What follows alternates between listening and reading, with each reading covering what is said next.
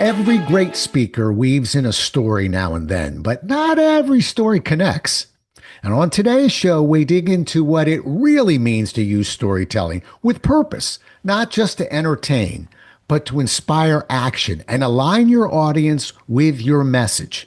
And we've got a former NFL player turned top business speaker to share how mastering the right story can transform your message from average to unforgettable. Ready? Let's go.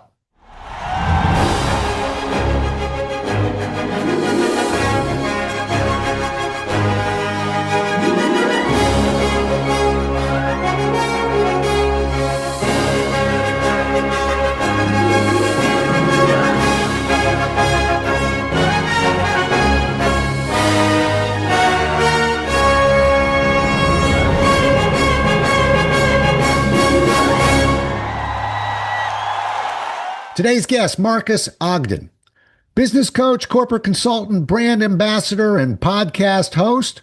13 years as a professional speaker, top 10 business speaker in North America. I'm going to let him take it from here because he'll do a better job of telling his journey than I will. Welcome to the show, Markus. The floor is yours. Thank you, Rob. My name is Markus Ogden. I am from Washington, D.C.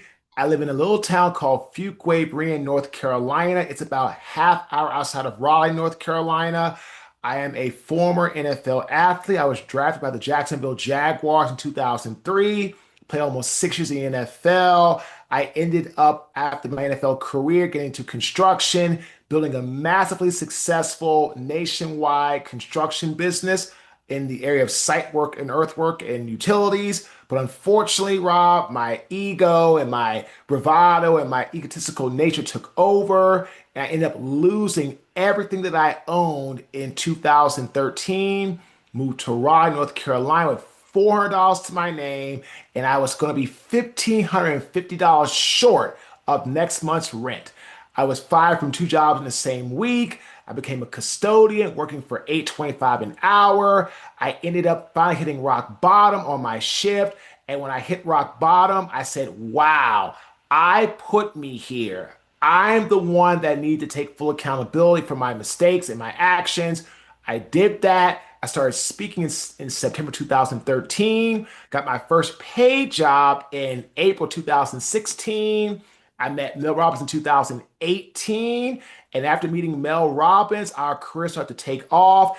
And so now in the last 8 years, we've spoken for almost over 85 Fortune 500 companies. And we speak and we consult and we're very blessed. But at the end of the day, my friend, I'm a guy that's been up, I've been down, I've been all around. I've made millions of dollars. I've made $8.25 an hour. And I'm here to talk about how storytelling has helped me get back on track with my life and my career. All right. Now, first of all, let me tell you a compliment right out of the gate. You just heard a professional speaker. I have my own little way over here of measuring a good speaker. And I think I could have told Markus, hey, I'll give you 5 minutes and 12 seconds to tell me about yourself. And Markus would have done it in 5 minutes and 10. Okay. Because that's what professional speakers do. You give us a time limit, we'll tell you our story. So right off the bat, and by the way, he nailed that thing in about a minute. I think he had 6 seconds to go, but he was just stretching a little at the end there. Well done. And you know something else? I'll pay you a second compliment. And it's going to sound like I'm being cheesy, but I'm not. I consider you a wise man, and I'll tell you why. You and I have both met people that have had nothing but success, and they're blessed. And sometimes I think, well, I wouldn't mind being that guy, but I'm not so sure how smart they are. Okay. And we've met people that have just had real challenges their whole life. But I think wisdom comes from a little bit of each, from not only having success, but failure, and then a conscious knowledge of the lessons learned from each one. And you are walking, talking proof of that. Well, Rob, I feel if you don't have the ability to know what pain and suffering and hard times are like, then you won't appreciate the good times when they come. So I have a saying, I lost everything, so I now appreciate everything, right? When you lose everything, you learn to appreciate everything. And so I lost everything, right, Rob? Home, cars, money, respect, friends, family. I mean, like I came to Raleigh, North Carolina, like the old Baltimore Colts when they left Baltimore and moved to Indianapolis, like a Yeah. thief in the night in that Mayflower truck. I packed up and I moved to Raleigh to be able to get away from. I had $5.5 million of debt. And my bankruptcy attorney, who actually I saw when I bought my house about a couple of years ago, he said, "Hey, Mr. Ogden, you still to date have the most creditors on a bankruptcy docket. How much was it? 170?" I said, "Mr. Brewer, 177." Wow. Wow. Well, like I said, you don't acquire wisdom out of a book. You got to live it, and you've been living it. All right, let's jump into your world a little bit. Mhm. Tell me, moving from professional sports to professional speaking on game day, on go day, Mhm. which one's harder? I would say, just like anything else, when you start out, they're both hard. I would say speaking has gotten easier because as you get to learn the craft, you can learn how to have pre-con meetings, become a better storyteller, work on your craft. Football, it's constantly always hard. New talent coming in, young guys, higher motors, and this and that. And like, if the competition level in football, it doesn't get any easier. No matter how good you get, how great you are, you still have to show up. It's the same thing in speaking. But in Yeah. speaking, if you don't show up, nobody gets hurt. I mean, you suck, but nobody gets hurt. In Right. football, if you don't do your job, especially as an offensive lineman, you don't show up, somebody's getting hurt. Right. So it's a really important factor, I feel. But again, both are hard. Just both once more on the mental side, which is speaking, once more on the physical side, which of course is football. Yep. Well, as a guy who's been at it for about 40 years, I will tell you, and I don't say it out loud a whole lot, but in my head, I always believe you're as good as the last presentation you delivered. Always. I say the exact same Right. thing. And you don't You're tell it to the client or anything, but you know what? That's what keeps you sharp. Because people even say, "Well, you've done this all these years. Are you up for this one?" You're damn right I'm up for this one. Yeah, because if you take, again, it's like anything else in life, you take your eye off the ball. If you let something slack or go lax, right, you could bring less energy. You could bring less stories. You could maybe not connect as well to Right. their theme. You could maybe not land your point. I mean, it's funny, right? When we chatted a couple weeks, I had one speaking job in the first 2 months of the year.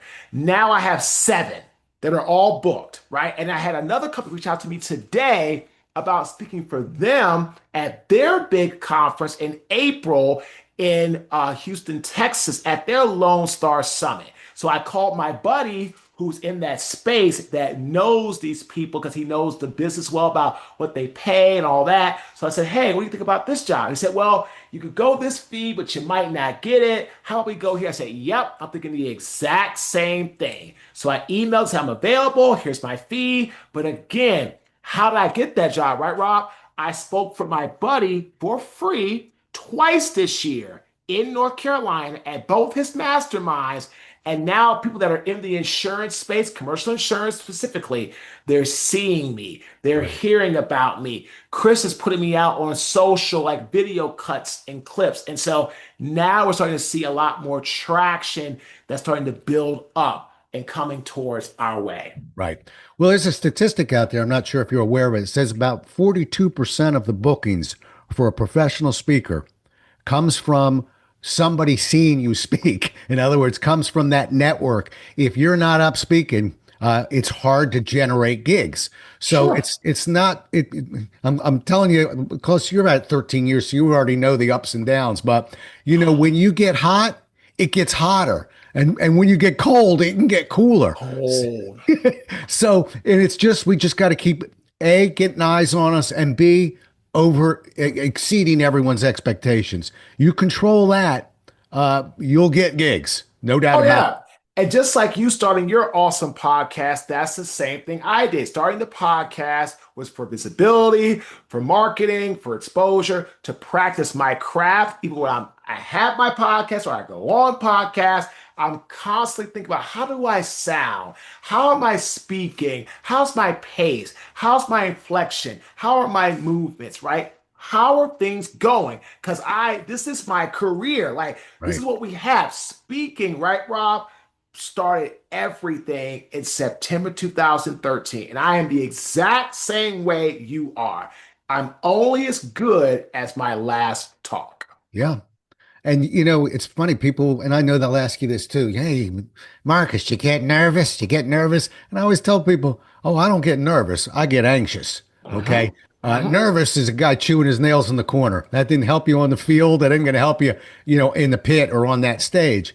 But anxious is, I got a big game to play here. Yeah. There's a lot on the line here. That doesn't scare me. That inspires me. That makes me want to go. The only time I'll get nervous is if I'm not anxious. Right.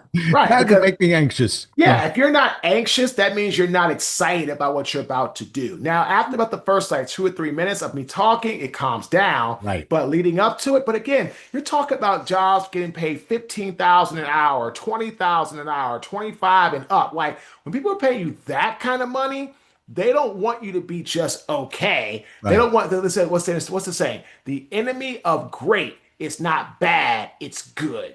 Right. Being good enough is not going to cut it at 15, 20, 25K and up. It's not going to cut it because they're not looking for good. They're looking Right. for great. Right. And greatness only comes from practice, preparation, and performance. And it's getting out there and doing it over and over again so you can pick up the cues and the keys and keep yourself moving. Yep. I had a boss at Xerox once, Marcus, who told me, I was bringing him 10 out of 10s on evaluations. And he said, that I expect. He said, I'm looking for somebody to walk in my office and say, I've never seen anything like that in my life. And Mhm. that's the world of professional speaking. All right, you and I could riff on this forever. Let's talk about storytelling. I promised everybody we get to some storytelling. Okay, it's not just about entertaining; it's about connecting. Uh, Tell me how you try and connect those stories, because I think anybody can tell a story. I don't think anybody can connect the story to the audience. What's your view on that? So, you know what, Rob? The first time I ever spoke for a Fortune 500 client was NetApp in downtown Chicago at Mike Dick's Steakhouse. I got up there, I had my suit on, I was looking fresh. I'm like, I'm gonna crush this thing. It was my first ever Fortune 500 client. Spoke for them, told my story. Things were amazing. Talked about football a little bit, construction a lot, my business failure, da da da da. I thought it was awesome, right? Finished the talk. Went my buddy who got me hired, who hired me, said, Marcus, let's go to lunch. I said, great. We went to lunch. And I said to him, hey man, how's everything going? I said, Dave. I said, man, he said, it's great, Marcus. How are you? I said, I'm loving life. How do you think you did for that talk, Marcus? Well, I thought I did great and I crushed it. I nailed it. I talked about my story and my business failure. He said, Marcus, did anybody come up to you and actually tell you you did great? I was like, no. Ah, I said, well, whoa, what happened? Marcus, great energy, great passion, wrong storytelling, wrong topics. Like, what do you mean, Dave? You were brought in to a healthcare CXO dinner with doctors, nurses. They don't care about Caden and your business failure. Mhm. That has nothing to do with their career or the theme of our event. What happened is you should have been talking about football, the NFL, concussions, what you saw. That tied into our theme. I said, oh. He brought me back 6 months later in Miami, same type of event. And this time I nailed it, got my first Fortune 500 client testimonial from NetApp and built from there. Storytelling is awesome. Storytelling at an event that does not tie into the theme of the event, that does not tie into the content of the event, is going to get you crushed as a speaker. If you Right. want to be a great speaker, have three things: amazing stage presence, ability to engage the audience, ability to educate the audience. But here's the thing: when you're engaging the audience with your stories and you're educating them with your points, stories around the theme are key. For example, if I'm talking at like a leadership talk, I'll open up with like a great leadership quote, one of my favorites. Leadership is the art of getting people to do what you want done because they want to do it. General Dwight D. Eisenhower, right? That's Mhm. how I start off, right? Something like that. If it's like a mindset talk, I'll start with something like this. Mindset is the ability to have your mind know what your heart desires, right? Or mindset is believing in your mind what your heart knows is achievable, right? I always start off any presentation with something tied directly to the theme. Something, right? I Right. have a hire for a job on focus, right? I'm going to start off by talking about focus. I'm actually going to put into my PowerPoint, and this pains me to do this, but I'm storytelling, right, Rob? I'm putting into my PowerPoint a slide of Tom Brady because I'm talking for a client that's headquartered in New England and Tampa, Right. and focus is the theme. What is Tom Brady, or what was he known for as a football player? His focus, his attention to detail. Right. See, so when I always, this is what I was do too. I always tell my life story, right? Right, always, like growing up, college, NFL, my struggle. But what I do is, whatever the theme of the event is, I'll talk more about a part of my life that ties back to the theme. Right. What I Right. do, like my action steps in my teaching, it's about, forget it's a mindset talk, 3 keys to improve your mindset. 5 steps to have the mindset you desire, right? It doesn't matter what the action steps are, it all in some capacity ties back to the theme. And this is where I feel speakers a lot of times miss the mark. Because I know I sure did in the beginning. Right. They try to go up there and speak right about what they feel is important. And in reality, it's not about you. It's the client, the theme, and getting their audience what they paid for. Yeah, I can't disagree with anything you just said. I actually put training wheels on some of my stories, and people that I coach and work with, I tell them when you finish a story, don't forget the words, I tell you this story because.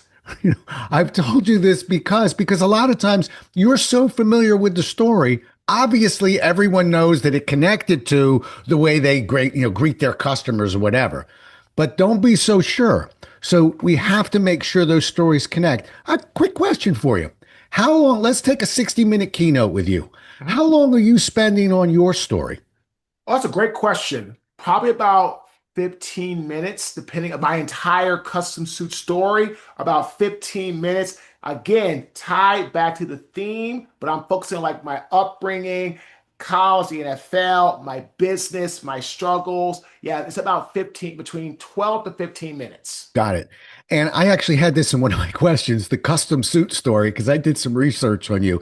Can you tell us a little bit what that means and kind of the big Sure. picture of that message? The custom suit story, Rob, is my life story. It never ever changes. I just focus on parts of that of my life that have a deeper tie into the theme. So I'm always going to talk about, being raised by a single father and how on Christmas morning in 1988 our mom left and how, we were raised by a single dad and how he talks about 3 things: respecting women, respect ourselves, education over sports. I always talk about the NFL, like, Jack Del Rio and what he told us about being your own CEO, or what Coach Mike Malarkey's talked about with like control the 4 C's: calendar, clock, communication, consistency, right? And I'll talk about my struggles when my dad passed away and all this stuff. And I get into my deep level of like just dark depression, and then starting my business, and then growing my business, and then losing my business when I got an ego and bravado, and then coming to Raleigh, and then the struggles of financial struggles, and almost homeless, and no cars, both repossessed, and the home foreclosed on, the bank shut us down, right? All these things. And I talk about my rock bottom moment. I talk about my comeback and how I started to work hard. I had to go through more struggles, and I got to the point where here we are now. We'll continue to grow and grow. So the custom suit is my life story. But what I do is, if it's about mindset, I talk more about how I developed a strong, resilient mindset to push forward. If it's more about leadership, I talk more about my dad and how he was a great leader and taught me and my brother how to be better people. I talk about great coaches that were leaders like Coach Del Rio, Coach Malarkey, or I talk about people that I met in my life that helped me to become a great leader through empathy or compassion. If I'm talking about culture, I'm talking about, hey, every team I was on in the NFL that had a great culture won more games. I'll talk about when I built my construction company, we had a great culture, and then I was the one that ruined that culture. So it just all depends on the topic or theme of the event and what it's like. Is it focus or is it culture enhancement? Is it mindset? Is it sales? I'm doing a lot of sales talks next year. Very excited about that. So I'm talking about, I'll start off. Well, what is sales? The transfer of energy. It's your energy, your excitement transferred onto the person you're trying to sell to. Right. That's sales. And I'll talk about this. I'll say the currency of selling is conviction. When you are excited about it, right, Rob? When you're passionate about it and you believe in it, your customers will too. And Yeah. I'll talk about my entire life, how my dad worked in sales, and then how the NFL is sales. I mean, that's what NFL, like that's what the NFL is. That's why the Dallas Cowboys are worth $10 billion because they kill it in sales with like the fans and their merchandise and the TV deals. I mean, I hate the Cowboys, but people either love them or you love to hate them. Well, you were Either way, Washingtonian like me. Of course you hate right. the But Cowboys. either way, right, Rob, Yeah. that sells. Yeah. It Yeah. sells. Yeah. So I'll bring that up, right? So I'll talk about how I excelled in selling with my construction. As a matter of fact, Rob, that's the only thing I could do was sell. I didn't know construction. I didn't know about earthwork or I didn't know anything about my business. I knew how to sell. Hmm. So again, tying it all in, and we'll talk about my actions, like, ways to improve sales. You need to elevate your focus, you need to elevate your frame, you need to elevate your floor. So those things you need to be elevating, right? How you do better is in sales, control your environment, control your input, control your associations. Right. See, Rob, everything I teach will always tie back how to improve sales, how to improve marketing, because that's the theme we've been hired for. Right. Well, I don't know if you know, but you're talking to a 40-year sales trainer here. So That you get it. you're not lost on me. You Yeah, get it. my my basic definition, which isn't that far off of something you threw out a few minutes ago, is basically sales is the art of taking an idea, putting it in somebody else's brain, and making them feel like they thought of it. Yep. And there's a process that supports that. Let me ask you this question: do you ever call back a story? And when I say call back, that's a term that comedians will use from time to time, where they'll tell a joke, and then later on they'll bring that joke back but it'll connect to something else. It's referred to as a callback. Sometimes we Oh, tell a story, and then maybe at the end we almost call back that story, oh but we yeah. end it with a different thing. You ever use that when you're storytelling? Oh yeah. I talk about how, I remember going bankrupt and losing everything. And then I'll talk about like at the end of the talk, hey guys, if I didn't focus when I was going through that hard time, I wouldn't be where I'm at today. But also thank God for the bankruptcy because without it, I'm not here. So I kind of pull things back and forth. I've done that before, especially when it ties into like resilience. I find that works very, very well with resilience talks because resilience is all about bringing things back or Right, about bouncing back. So right. that's a great question, Robin. No, I definitely do that for talks, especially if it's like a mindset, a resilience talk, because I think it ties in very well in those regards. Well, it ties it well, and I want them to hang on every word that I give them, but sometimes they won't remember everything. But when we call back a story, we're increasing the chances of that story sticking. So, another reason why we do it. What advice would you give presenters? Because man, that is your signature story, that custom suit story. I can tell. I watched you light up just when we got near it. Uh, what would you tell another presenter who's trying to come up with their signature story? I would tell them you have to create something that you are passionate about. You have to create a timeline where you have good times, bad times, ups, downs. You have highs, you have lows, And again, you have to have something that you know in your heart of heart is the truth that you can speak to at any level, at any degree. And I'm going to tell you right now, the more vulnerable you are, the better off it's going to be. You don't Yeah. want to sit there and cry and all the type of stuff like pour your out. But there's been times where I've like shed a tear and like gone through some really hard moments on stage, just people love, but it's the truth of the It's matter. authentic. But the more vulnerable and authentic you are with your Mhm. custom suit, the more likely you are to relate and to connect with people. That's why people, I really feel like my story because I've been up, I've been down, I've been an NFL athlete, I've had struggles. I've had a multi-million dollar business. I've made 825 an hour. I've been on top of the world. I've been a janitor.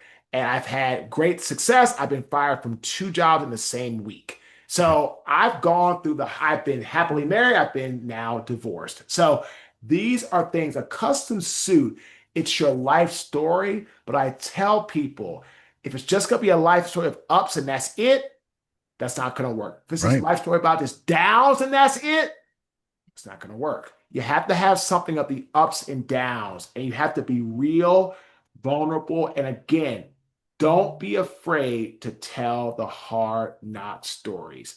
A lot of people try to shy away from that. I tell my clients to lean into that because Yeah. that's where the magic happens. Yeah, that's terrific advice. And I mean, sometimes, and I want to make sure people just heard that. The advice he's giving you is, I think sometimes we tend to heavy up on the story, on the challenges we've experienced. That's not the whole story. And I had a editor one time. I started a book with a story where got on the wrong airplane. It was before, it was like in the 90s. Okay. They weren't quite as computerized. I got on the wrong plane, missed my flight. She said, and I'm going to use her language. She said, I'm 2 pages into this book and all I know is you're a schmuck who can't even get on the right plane. And so I said, she said, why don't we start out with something a little more positive? Then you can work in some of the Uh, ups and downs. But it really has taught me you don't want to heavy up on one side or the other. no, no. We want to respect you, but we want you to be authentic at the same time. So good on you. All right, last question. If you could leave the listeners on this show with one mindset shift about storytelling, something they could apply the next time they put a mic around their neck, what would it be? Wow. What I would tell you, if you're a speaker starting out, please have more resilience than the resistance you're going to face along this journey. You're not going to get every job.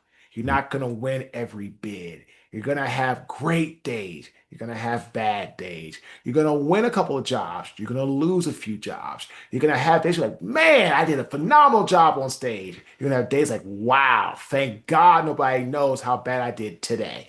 Never, ever give up. Have more resilience than the resistance you're going to face along the way. Because again, if you have that resilience factor, Yeah. now you're talking about something that people can say, wow, this is an individual I want to connect with and I want to do business with. That's just beautiful. How do people get a hold of you, Marcus? They can go to our website, Rob, www.marcus, Marques, Ogden, Ogden.com. And you can shoot me an email, Marcus@marcusogden.com. Check out our podcast, Get Authentic with Marcus Ogden. We're on Apple, Spotify, Google. Check us out. We love to hear from you. And again, just connect with us, and we look forward to hearing from you. Absolutely. I want that audience to do that. And you got a book out there, don't you? I do. It's called The Success Cycle, 3 keys to develop success in your life. Ambition, which is all about you have to have the blueprint you want to have for your life. Drive, be inspired over motivated, and hard work. Focus on yourself and not the competition. And the man has lived it. All right, let's get a look at that book, everybody. And remember, this crowd, we don't just buy them, we put reviews on them. So let's get on that book. Marcus, absolute pleasure. He and I had a pre-call, and I want to tell you, I was 2 minutes on that call. I'm like, oh, I'm locked in on this guy. I want him.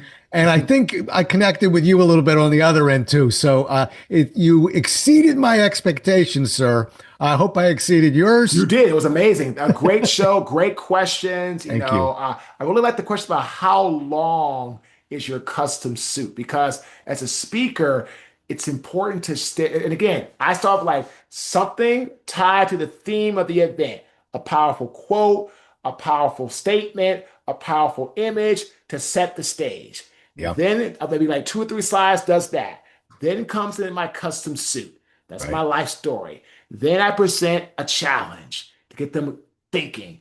Then Yep. I present solutions to alleviate that challenge I just presented to them. Then I have a final closing remark. Yeah. The story, though, without the story, people aren't going to connect to your action steps and they're not going to give a damn about what you say because if they don't know why they should listen to you, they're not going to listen to you. Right. It's Period. that whiff 'em. What's in it for me? Right. Okay. Right. Amen. You're going to learn that with that sales audience too. Well, anyway, Marcus, terrific talking to you. Thanks so much for being on the show, and hail to the Commanders is all I can tell you. Hey man, keep it going. Lost at the Cowboys, I'm good to go. That's right. That's all we need. Just the Cowboys out of the playoffs, and I'm up. It's a good year. All right, man. Folks, we'll do it again as well as we can next time. Until then, stay safe. Thanks so much for listening. If you enjoyed today's show, please follow, rate, and review on Apple, Spotify, or wherever you listen. For more resources and to connect with Rob, visit thepresentationwhisperer.com.